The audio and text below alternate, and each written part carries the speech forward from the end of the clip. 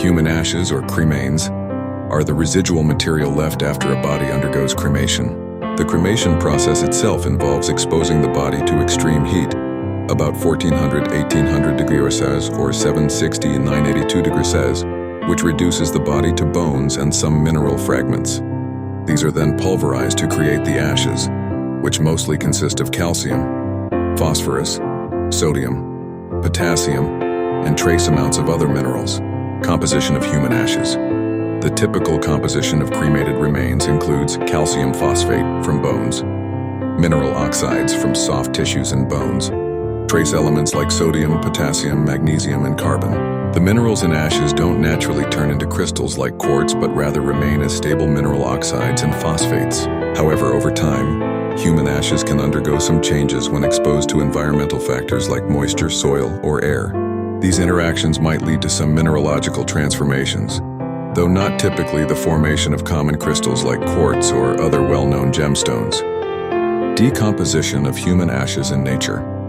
Once cremains are spread in nature, e.g., soil, water, the decomposition process is much slower than for organic remains like flesh or wood. The bones and mineral elements in ashes are quite stable and don't break down easily. In soil, over time the phosphorus and calcium in the ashes can integrate with the soil, providing nutrients for plants.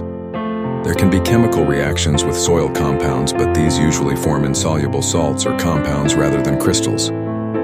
In water. If ashes are scattered in water, some minerals may dissolve, but most of the bone fragments and calcium phosphate compounds remain intact for long periods. Formation of crystals from human ashes.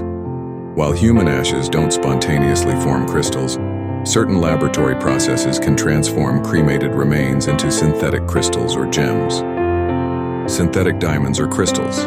Some companies offer to turn cremains into diamonds or quartz-like crystals. This involves extracting carbon from the ashes, which is then subjected to high temperatures and pressure to create a crystal lattice, often forming diamonds or crystallized forms of carbon, graphite. Glass and crystals incorporating ashes.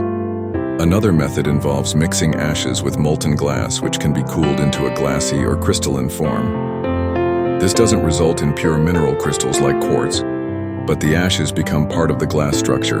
In summary, human ashes do not naturally decompose into crystals like quartz or other minerals. The transformation into crystals typically requires scientific processes, such as creating synthetic diamonds or other gemstones in controlled conditions. Without such intervention, ashes remain stable in their mineral form and may slowly interact with the environment, but they don't turn into crystals on their own.